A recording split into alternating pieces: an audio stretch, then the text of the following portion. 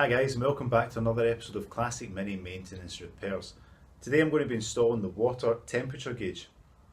Now the water temperature gauge is quite a simple device but very effective at determining how hot the engine actually is. You get the gauge, long cable, and then on the end of the cable you've got this. Now the end bit is a probe which is filled with gas, and as the hot water passes by the probe, the gas expands, actuating the gauge. Now you get quite a long cable with this, and it's important that you don't undo any of the bolts or cut the wire, because obviously you cut the wire, the gauge won't work anymore. So if you get a bit extra wire, just loop it up and cable tie it, make sure there's no kinks or anything, and put it out of the way so it doesn't interfere with anything. So if you go to the probe, you undo the big bolt on the front, the adapter. Now this screws directly into the engine block.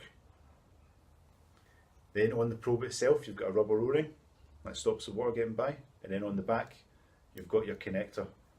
So as the two tighten up and into the engine, that's it, should be enough to seal it. I'll put a bit of PTFE tape on it as well just to keep it watertight. Okay, so let's have a look at the engine and see where we put it. So there's only one place that you can put the probe and get a true accurate reading of the temperature of the engine, and that is this hole directly below your thermostat housing. Now it is blanked off, so you will have to take the head off, drill it, tap it, and go that way. But I'm going to be replacing my head maybe a couple of months down the line, so I don't want to be taking it off and drilling it and doing it twice. The second place you can do it is if you buy one of these water temperature adapters, and this you cut into one of the hoses and you just join it up with Jubilee clips, and your adapter for the probe goes into the actual hose. But you won't get a true reading for this because the water is passing through the radiator and being cooled down before it goes back into the engine. What you want is the temperature of the engine before it's cooled down. The third place, again, is not an accurate reading, but this is the one I'm going to opt for just now because it's the easiest, and I don't really want to drill out my cylinder head, is the bottom of the radiator. So instead of having your drain plug here, the adapter fits in and it will give you the reading of the water at the radiator. Obviously it's not going to give you the best temperature result, but it will do for just now until I get the new cylinder head. Okay, let's have a look and see what we need to do this.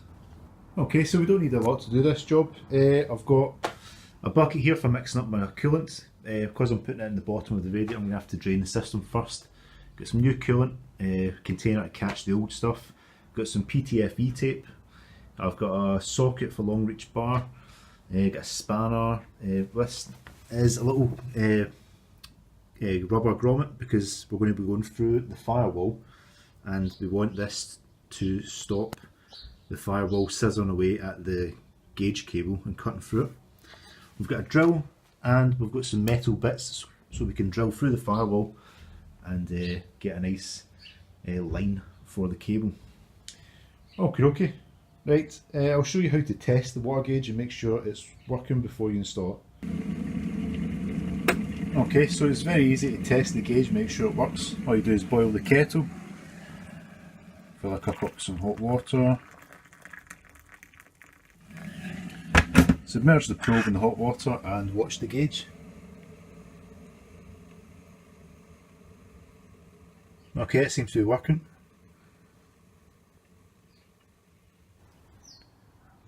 So the next thing we need to do is actually find somewhere for the cable and probe to pass through on the firewall. Now fortunately enough there's a lot of holes and blanks on the firewalls of Mini, so we might get away with not drilling anything. We've got a little hole here I'll need to blank up anyway between the radiator hoses. But then just to the right of that, there is a big plug down here, if you can just see that. So we'll just go around the other side and check, make sure there's nothing in the road of it. Okay, on the inside of the car, this is the back of the plug that I found. This is quite good because I'll be able to put a hole in this rubber grommet and then just pass the probe through that, and then a bit of silicone just to keep any water out. I've already got the dash out on my car. You can do this without taking the dash out, just makes it a bit easier. So we'll just go ahead and remove this and put a hole in it. Easy peasy. Okay, so I've got the gauge passed through the hole that I want in the dash. I've got the bung here. I've poked a hole in that with a sharp pencil, and I've got the bung facing so that the domed edge is pointing out towards the firewall, just to kind of reflect any water spray that comes up. I'm beginning to think this is probably the correct hole. Maybe this is an intentional hole because it is quite big. The bung seems to be quite thin in the middle, so it's easy for it to pass through without tearing too much. So we'll go ahead, push this through, and then we'll put some silicone on this. As you can see, I've got quite a lot of silicone over different bits and bobs in the firewall. There's a lot of different holes in the Mini, so it's good to keep them all sealed. So I'll go ahead and pop this through, and then we'll get to the next bit. Okay, so the route I've chose for the cabling is straight out the firewall, and then I'm going to go down past the silicone hoses here, straight down the back of the radiator, then underneath the radiator, so I'm avoiding the auxiliary belt, the fan and the electric fan on the inside, and I'll just cable tie it to the subframe there, and then straight into the bottom of the radiator. So I think that's probably the best route for it. I don't know if you can just about see, it goes just behind the bracket there, so it definitely won't get caught in the auxiliary belt or anything. If it comes loose, it's cables, cable ties, and it can't really go up into the electric fan either. So I think that's the best way to go. Okay, so the next step is I'm going to take my adapter here that fits on the bottom of the radiator. It's going to take a little bit of PTFE tape, wrap that along the base thread here. So I'll just take a couple of threads and just do the bottom there like so, and then snap off like that. Okay, and then I'll just go ahead, screw this directly into the radiator, and then we'll put the probe in through there.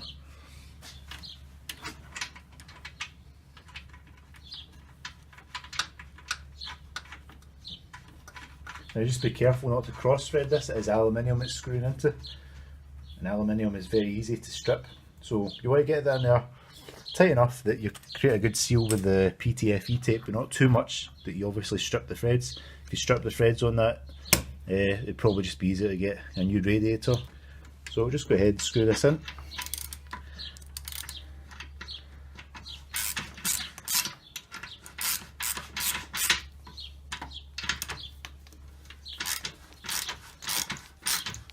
And just keep going until you feel there's a little bit of resistance. Right, so that's it. Pretty much all at the base. There you go. So that's it nipped up tight enough that it's not going to strip the threads, but nothing's going to leak back out. Okay, right, we'll just do the same. We'll get some PTFE tape on the thread here, and then we'll screw that directly into the adapter.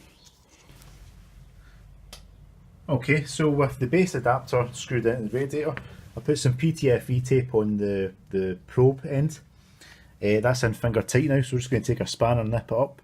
Again, we don't want to go too far because the base adapter's on the aluminium threads, so if we go too far it might strip and pull itself back out. There's not really enough space to get a spanner in and hold on to this as I tighten it up, so I'll crack on and see how we get on.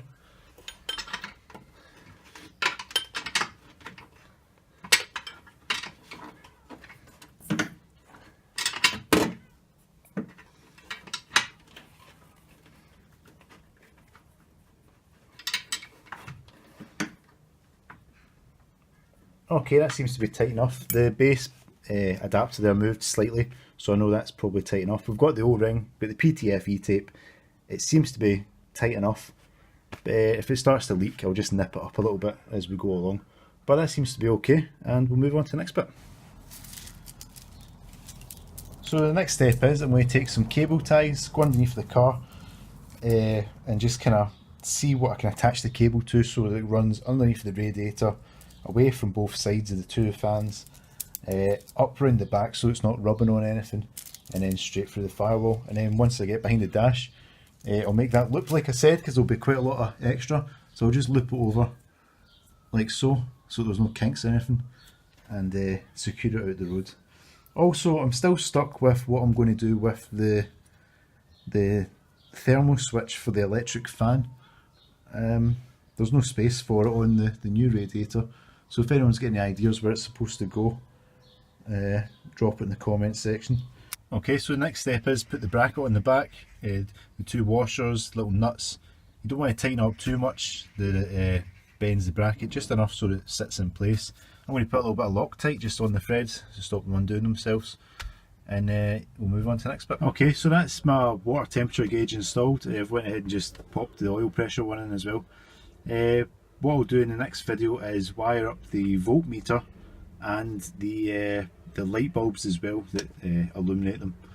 So guys, thanks for watching again, and if you follow the next video, the voltmeter is on its way.